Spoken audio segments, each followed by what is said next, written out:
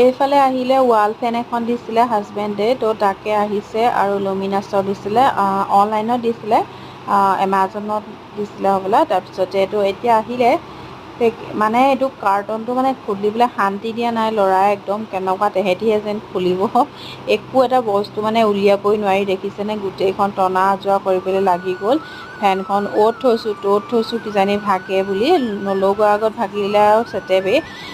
তো এতিয়া মানে এইখন গধূলিমানকৈ লগাব চাগে, লাইনমেনক মাতিব লাগিব, লগোৱা মানুহক। তো মাতি পিনি মানে লগাব, ক'ত লগাব দেখাম আপোনালোকক। আচলতে চিলিং ফেন আছে আৰু এচিও আছে, কিন্তু মানে কি হয়, এটা চাইডে বিচনাখনত হাৱাটো নাহে আৰু এনি টাইমটো এচিটো চলাই নথওঁ।